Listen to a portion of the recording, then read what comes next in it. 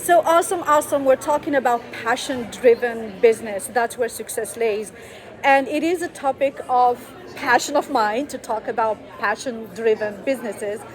What would it take or what does it mean to have a passion driven business, Ehud? Well, that's a good question because I don't know what it takes to have any. I don't know what it takes to have anything else. Like I cannot even think about someone opening a business without being passionate about it. That feels like being in jail. That feels like waking every morning and saying, "Oh my God, no! I'm not gonna. Oh my God, no! I'm too tired. I'll do it the next day. I'm gonna, like." I just don't believe that a real successful business that can become like an empire can be based on something which has no passion. So Absolutely. that's kind of my answer. Awesome. So let's go back now to talking about making money using AI. What are the three criteria you would say that we can use AI? What criteria or niches or aspects or approaches? Here you go.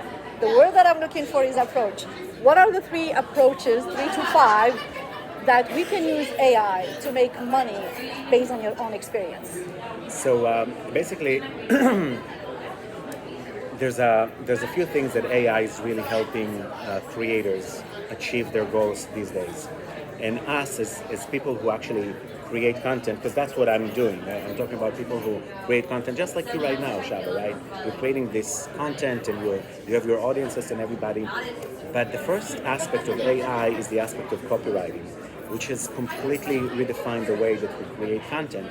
So now if you want to do a show, if you want to do an interview, you can literally ask ChatGPT or one of these softwares and one of these large language models to tell you, hey, I want to interview this person, what are the best 10 questions to ask? Or even prompt this question better and say, I want to approach this from a holistic, from a spiritual, from a financial, from whatever angle I want, what should be the right 10 questions or whatever.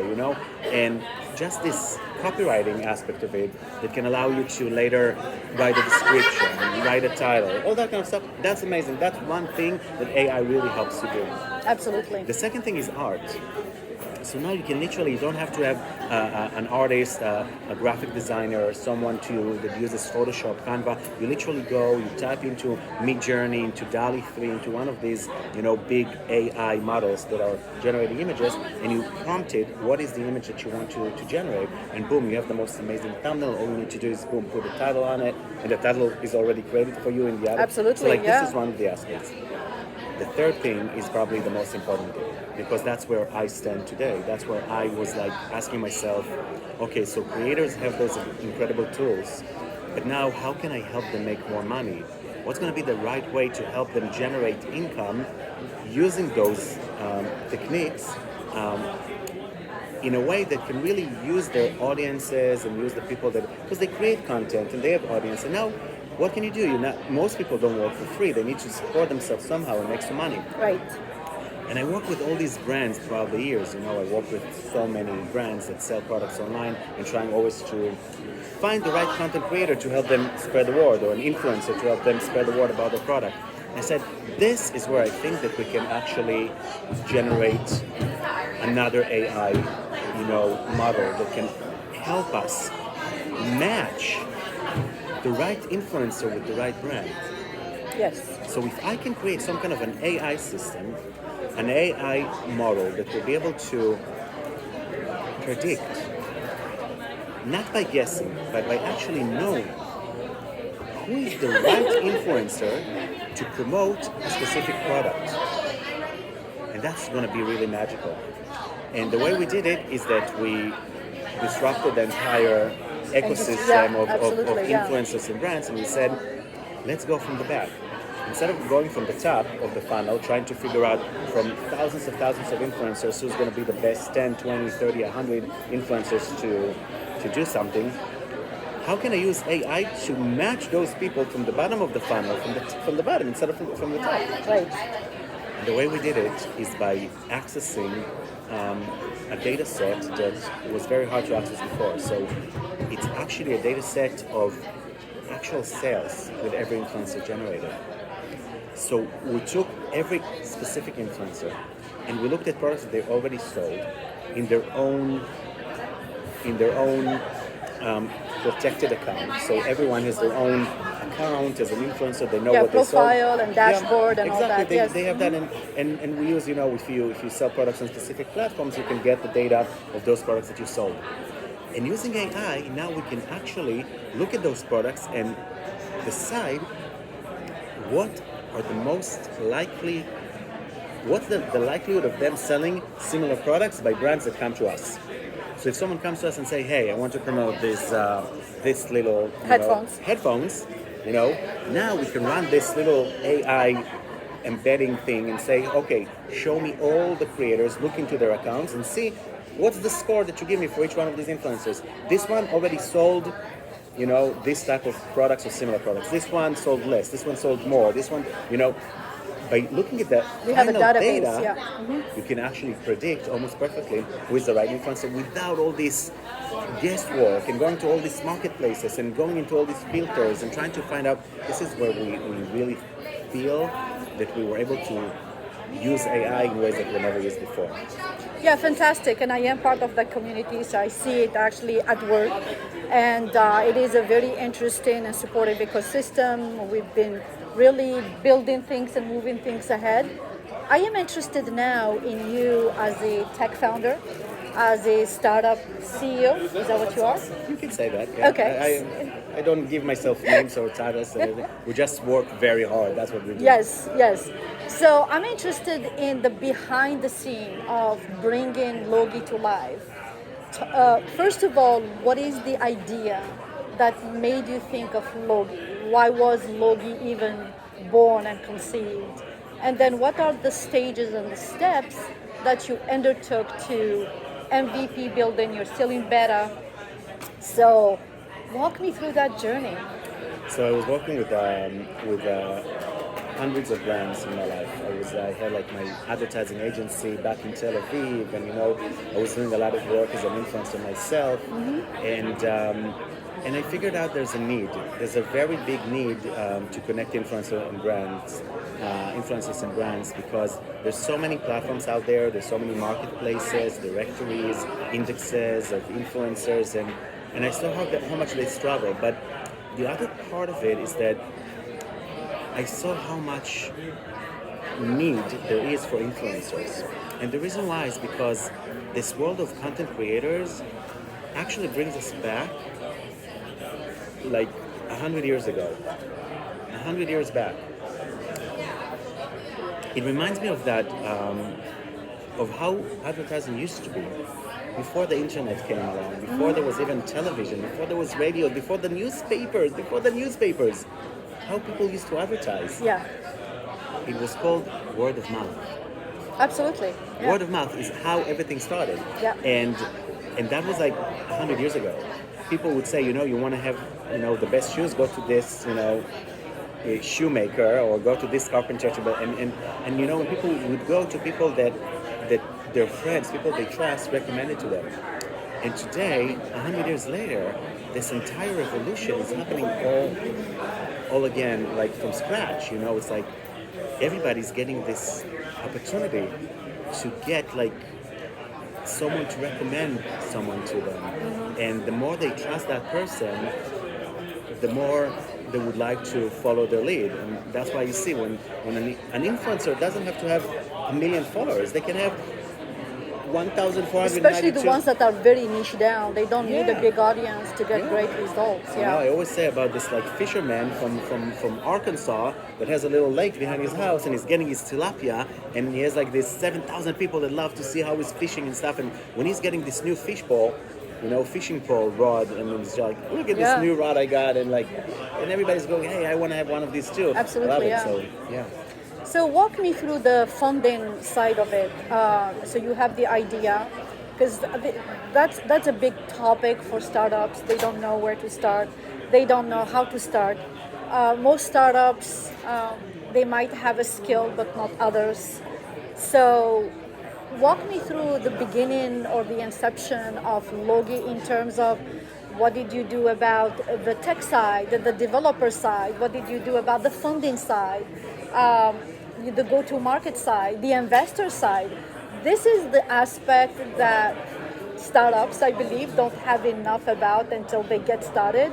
And then when they come to the real world of startup, they realize that startup is like the Grand Canyon. You throw rocks every day in, rocks meaning money, and it still doesn't matter because you have to keep feeding the beast all the time. So the funding, the tech, and then just the sanity of starting, launching, and now you are in the phase of scaling, Logi. Walk me through that. There's so much to talk about. Yeah, like 10 years, 10 years in 5 minutes. It's impossible to really just put it down into a few sentences, especially because the economy is so hard today. It depends if you would make that conversation 2-3 years ago, 2020, 2021, 2022. It's like a roller coaster. Things just change rapidly. I had business before that completely crashed during COVID, and we did fundraising, like crowdfunding. It was an amazing experience. It was very tough. It was a lot of work. You have to really work so hard trying to get that funding, and then eventually, boom, COVID came and everything crashed.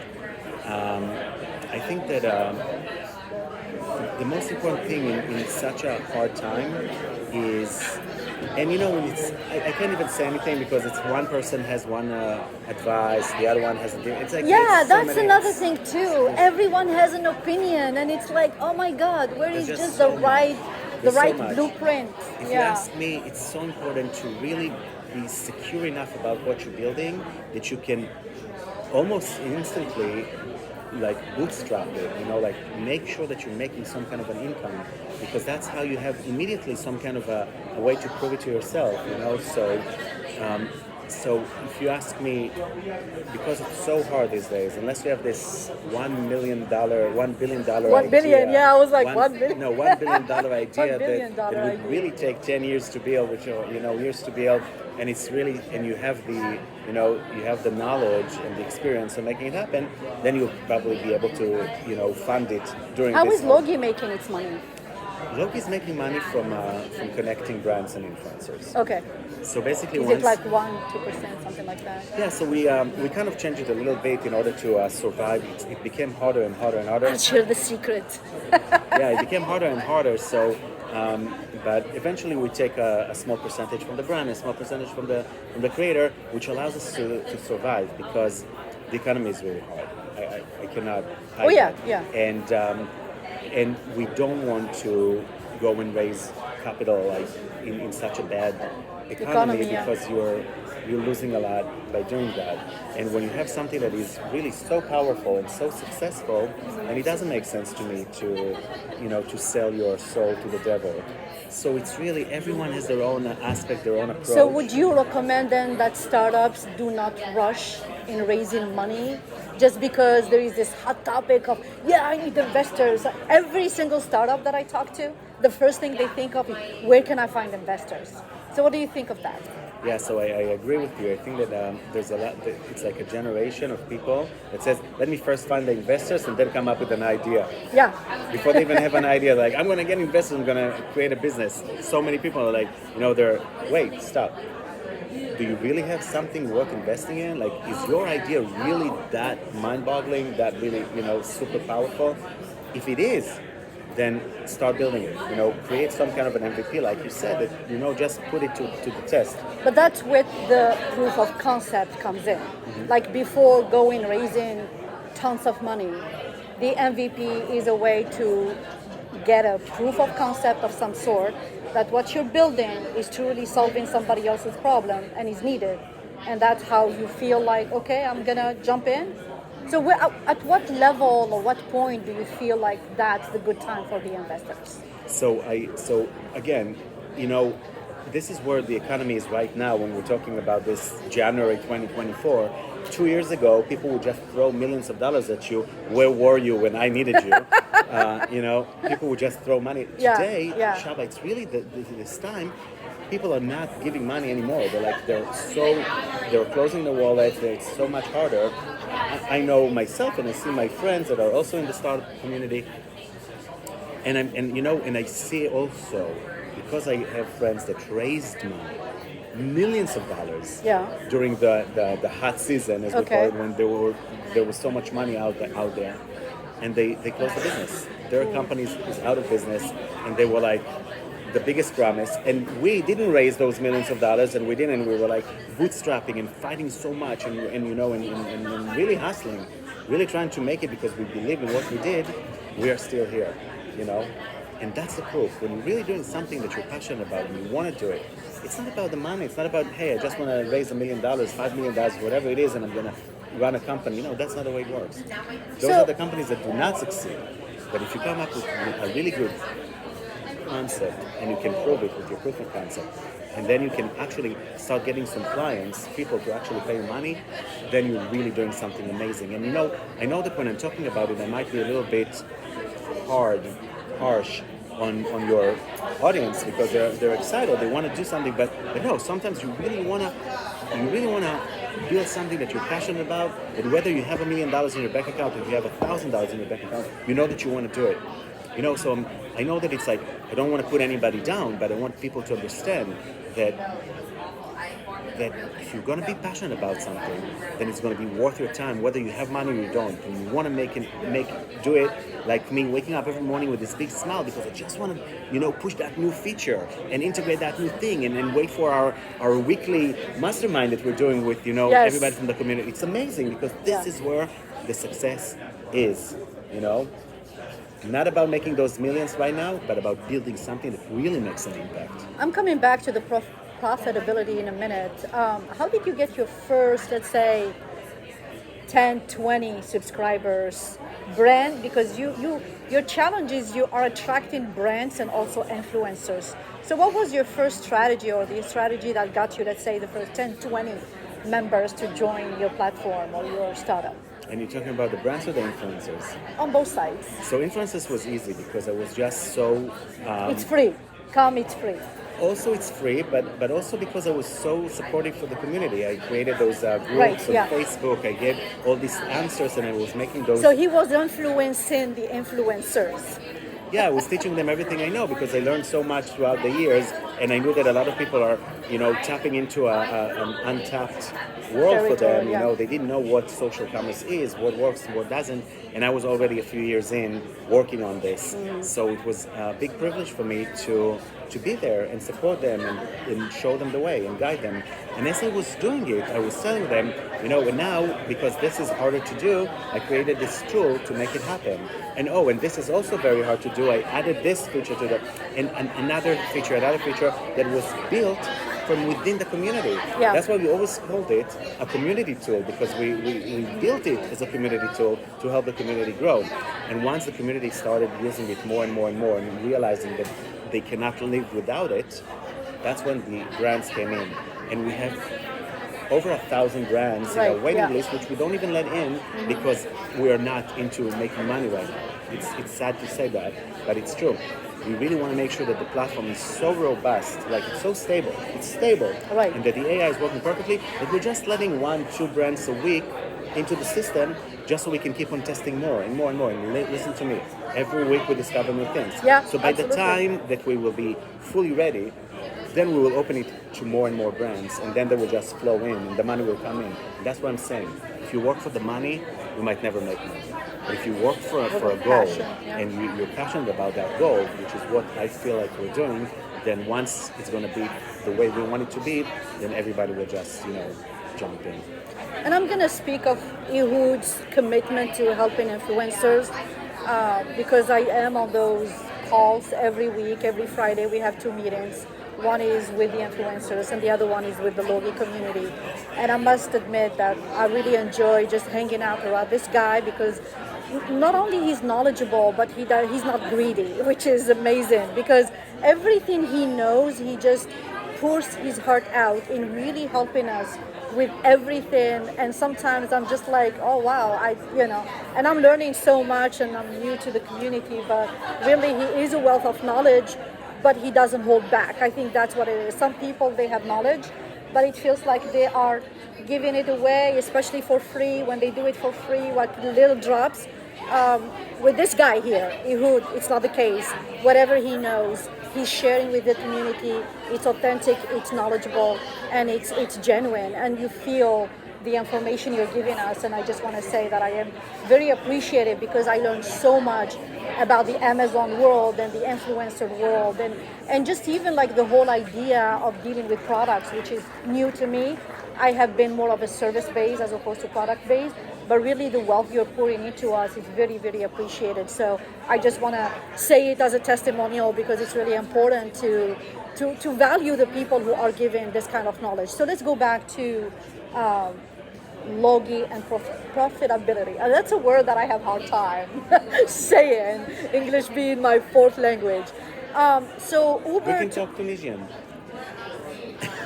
هتفهم تفهم so Uber took about 12 14 years to become profitable, and tech companies is not unusual for them to go years and years and years without being profitable.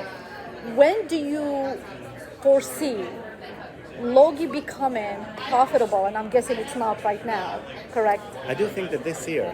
we're This gonna become- year. Yeah. I So think what is the tipping point? What would happen for you to see or for Logi to become profitable?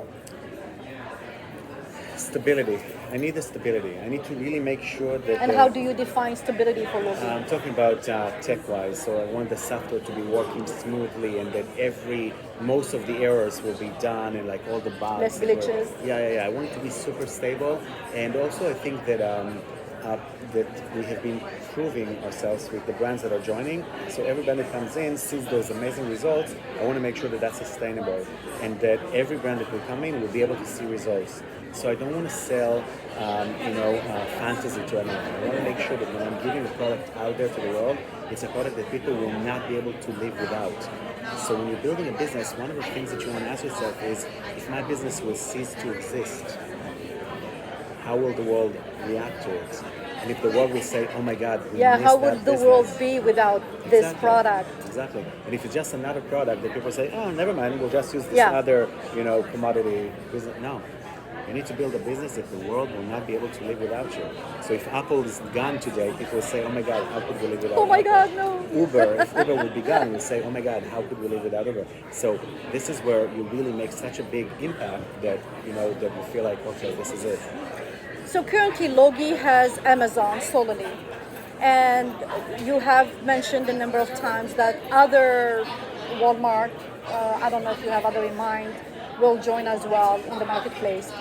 So what impact would that, or is it also part of your expansion, your growth, your scaling to bring in other than Amazon, and what would be the impact of that? I do hope that Logi will become, The the most, The big marketplace, AI, yeah. big AI engine infrastructure that allows any type of a brand to work with any type of an influencer, and it could be on Amazon, on Walmart, or even businesses all over the place. That's the long-term vision, and I'm pretty sure that once we're able to, build the current infrastructure the way that we plan it, it's going to be much easier to go to other marketplaces. It's always good to think big, but start small. So you want to conquer a specific niche so you can prove yourself. And that's one of the things that people taught me when I started the startup company. They said, make sure that you're going to conquer what you're doing. So start small, but conquer it. And we did. We said we're going to do Amazon, we're going to do it like we're going to master it, we're going to make sure it's working perfect, and we'll be like kind of a monopoly in what we do. That's what we did. So right now, we're literally that monopoly inside the Amazon influencers world, but it's going to be much easier, I think, from here to grow, but it's down the road now. And I'm looking forward to it as well because expansion is always a good thing. What are the three advice, three takeaways that you would give any startup who either has not started, but he has a burning desire to have his own startup, but doesn't know where to begin? And the number two, they have a startup, but they are spinning like a dog, around their tails, and they feel stuck. So what would you give advice in terms of advice to one or the other? So I think that for those that are entrepreneurs in their hearts, and they really want to make something happen, it starts with the pain. The pain? Okay. It has to start with the pain. Pain. It has to start with the pain. If there's no pain, there's no gain. Okay. If you don't know what's something that really bothers you, or bothers someone So that's it's a close to you, pain from the problem you're trying to solve, right? Okay, got it. that's the pain. I was thinking more like the pain that you undergo building a tech company. You will go through a lot of pain. A lot of pain, okay. So A lot of pain. A lot of pain. So But the pain is actually something from the that- problem. I mean, it's a pain. I call it a pain because Yeah. if I woke up in the morning and I got out of bed and boom, I hit my toe in the bed, now I'm in pain. This is a pain that needs to be treated, but there's different ways to treat that pain. So I can go to the pharmacy and I can get some kind of put some kind of a lotion that will make the place less painful. I can take a pill that will make it less. I can go to an NLP genius that's going to hypnotize me and say, you feel no pain. There's different ways, to handle pain. And first find that pain that really bothers people and try to say, what is the solution that I can bring to this pain that is unlike any other solution? And today, when AI is coming into the picture, I would recommend to everybody to start studying more and more about large language models, about, embedding training models, all these things that it's kind of easy to learn it right now because the world is shifting and some people will not have to be as techy because now with ChatGPT in front of you or any other good large language model, you can literally have that model work with you technically to help you build systems and tell you how to do it the right way. So go into that area. Concentrate on AI because anything that's not going to be AI oriented is not going to be successful because the world is shifting completely to the AI world and everything can be done better with the power of AI right now. Absolutely. So if you're into any kind of a business, you want to open a startup, put a few hours a week and just go and study and watch YouTube videos that talk about AI, developments in AI, how it works, how you can start working with it. And even if you don't know, go and start ChatGPT and say, hey, I want to learn about AI. Teach me, like a newbie, what I need to know as a startup founder because I want to start to see how it's going to work with my company. And just go and learn and do not do anything that is not touching that AI world because it's not going to be worth anything soon. Yeah. Well, any last thought? No, just that I'm so happy to be here and with you, and I can't wait to see the results of this little interview, and hopefully people will find value. Thank you so much, Ehud, again, for agreeing to do this. And I'm really happy that for someone who was not supposed to be in this location at this time, that we were able to make it. And just as a finish point, I just want to grab the camera here and just show where we have been doing our interview, just to give a sense to the audience that you can do podcasting anywhere, right? So here it is. Here is us in this room here with a lot of people, and we just went ahead and did an interview that we hope you guys can find value in, especially when it comes to startup and making money using AI. That's the future. Thank you again, Ehud. Thank you so much.